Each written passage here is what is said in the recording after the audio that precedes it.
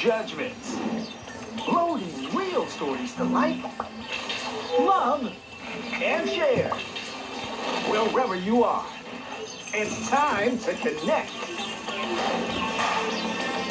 Power Judgmental. Brought to you by TNT, Nasasiyan, RC Cola, and Efficacent Extreme. Ano bang istorya mo? Pwede yan dito. Dahil ang number 1 rule namin ay Power Judgmental!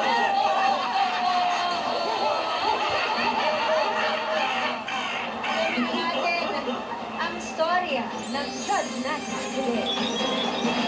Hi, Lover Cats. Ako po si Sean Navarro, 21 years old, mula sa Tala, Caloocan. Isang second-year college student ang kursong BS Psychology. Gusto ko maging judge sa Power Judgmental dahil yung premyo na may uwi ko ay malaking tulong para sa aking pamilya, sa aming mga gastusin at bills dito sa bahay, at pati na rin sa aking tuition fee. It's a privilege po na ma-meet ang ating mga Lover Cats, and thank you in advance po. College student from Caloocan City, Sean Navarro. Hi, Halika, Sean! Lover Cats, hello po. Welcome sa Power Judgmental. Sean ka galing sa Caloocan? Tala, Caloocan po. Caloocan. Sean ka nag-aaral? Sa Fatima po. Fatima. Ilang taon ka na siya? 21 years old po. 21. Bagets pa. Oo, graduating ka na ba? Hindi pa. Second year lang. Second year pa lang. Okay, so 2 more years. Ano ba ginagawa ng isang psychology student after graduation? Depende po sa inyo kasi ang psychology naman po is malawak po yung job opportunities. Pwede po kayo sa academe, sa HR, and sa, or kung gusto niyo po sa clinic po. Or pwede mag-proceed sa medicine? Medicine po. Oh. Saan mo gagamitin yung perang mapapanalunan mo ngayon dito sa Bawal Judgmental? Yun nga po, sinabi ko po sa bills po, sa iba pong mga gastusin na masakit po sa bulsa, and sa tuition pinapulalo. Masakit sa bulsa. Kasi ang kurso nito mahal. Sean, good luck dahil ang jackpot prize na mapapanalunan mo rito ay 100,000 pesos! Preempt ka? Masyadong maaga. Friends, sinong kikilatisin ni Sean? Eto na, Sean. Kilalanin mo na ang mga choices natin for today. Mga Dapper Cats, pasok!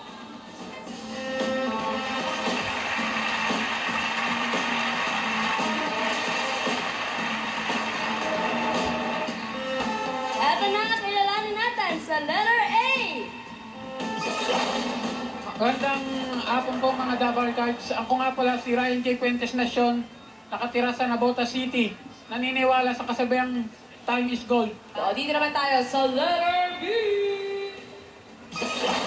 Magandang araw, Double Cards. Ako nga pala si Lordy Santos from Quezon City at naniniwala sa kasabihang an unexplored life is not worth living. Eto naman sa letter C! Good afternoon, Dapper Cats. I'm Robert Estefanio from Cubao, Quezon City. At naniniwala ako sa kasabihang, pag nananalig ka sa Panginoon, lahat ay posible. Amen. Amen. Dito tayo kay letter D! Good afternoon, Dapper Cats. I'm Aldrin from Nabota City at naniniwala sa kasabihang, happy wife is happy life. Tama yan, tama yan. Like hindi po, wife. Nakilala natin ang mga choices. Sean, simulan na natin ang round 1! Ang round 1 ay hatid sa atin ng TNT. Mga Dabber Cats, i-register na nga ang TNT number to get free 3 gig. Paano? I-scan nyo lamang ang QR code sa screen o pumunta na sa smart.com.ph/simreg. Friends, Sean, ano sa tingin mo ang tanong? Sumagot ka, Sean! Base sa mga narinig ko sa kanila at nakita. Base po sa aura nila, pati sa intro. Ay, psychology Nakikita student yung ka, aura. dapat alam mo. Pero hindi po ako base lang po sa aura at dun sa intro po nila, sino-sino sa kanila yung mga nag-e-extra sa mga teleserye. Nag-i-extra sa mga teleserye. Tatalente. Pag may kasabihan ka bang time is gold, dapat extra ka, teleserye. Alam mo, ganda nung naisip kong tanong. First time actually yan dito na itanong ng isang judge. Pero gusto ko lang malaman mo na ang layo. Eto talaga siya. Eto talaga siya. Ang tanong!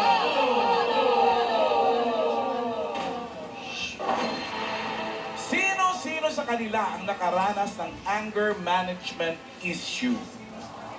As a psychology student, I'm sure alam mo na, hindi ko na dapat ipaliwanag sa'yo na siya. Okay. Ang mga pagpipilian. Letter A, Ryan.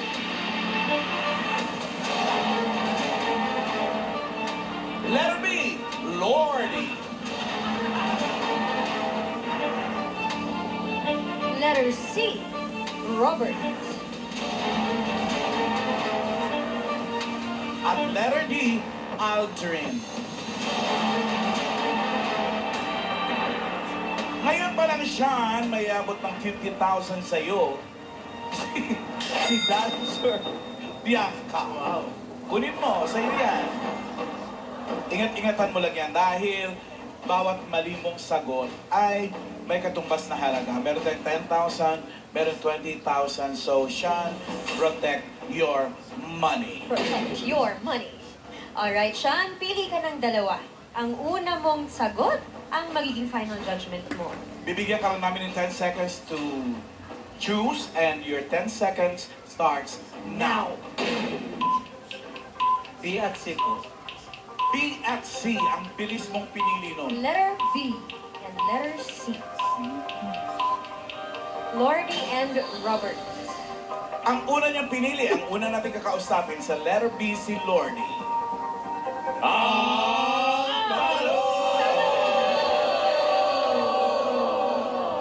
Tama nga kaya si Sean sa pagpili kay Lordy.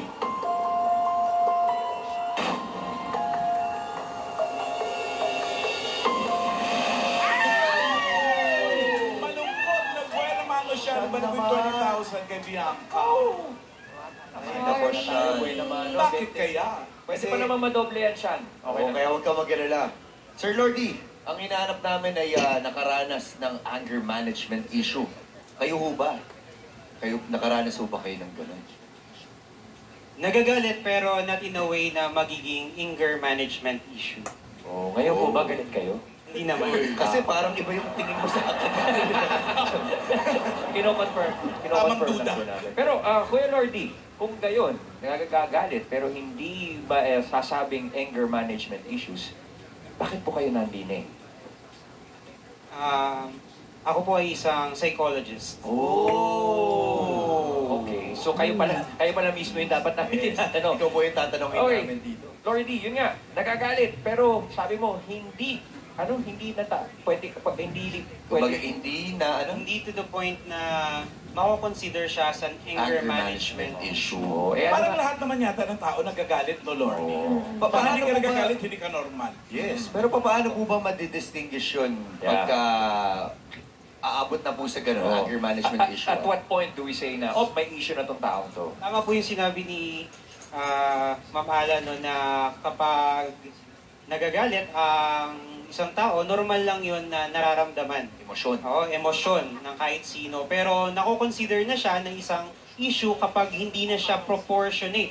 For example, dun sa trigger or dun sa cause, at umaabot na sa pagkakataon na nadidisrupt niya na yung pamumuhay or yung relationship. So, maliit na bagay, lumalaki. Diba? Ganun. Opo. Okay. Tapos, o kaya pinalalaki. Okay. Pero, Lordy, okay, anger management issues, but then, we also have a whole spectrum of, mental health issues. Paano siya masiseparate sa gano'n? Kasi halimbawa, di ba, maraming iba-ibang terminolohiya, di ba? Where does anger management fall? O halo-halo ba yan? Ayan. Pagdating po sa mga mental health disorder, merong ilan sa kanila na talagang isa sa mga sintomas ay yung pagiging mas irritable, mas mainitin ang ulo, or nagkakaroon nga ng pagkakataon na nagiging disproportionate yung reaction nila sa mga bagay-bagay. Pero hindi lahat ng merong mental health condition ay nagkakaroon ng ganong sintomas. Merong mangilan-ngilan na maaaring nakakaranas lang. Disproportionate yung sinabi mo, Lord. Ibig sabihin yan, minsan walang pinanggalingan yung galit. may mga pagkakataon din po na ganun yung nagiging simptomas nila. Oh. Ano po ba usually yung, kumbaga, cause pagka nangyayari po yung anger management issue? Nag-iiba-iba talaga siya sa bawat tao. Pwedeng stress, pwedeng nagiging sintomas siya ng depression, anxiety, at iba pang mental health condition. Yun. Oo. So, Lordy, yan, diyan ka lang, standby ka lang kasi kailangan namin ng iyong tulong to navigate this topic. So, thank you very much, Lordy, but be on standby dahil sa'yo kami sasandal. Thank you, Lordy. Maraming salamat, Sir Lordy. Eh di, kausapin natin yung hindi niya pinili sa letter A, si Ryan. Letter A, Ryan. Sa kabila, friends, ayun.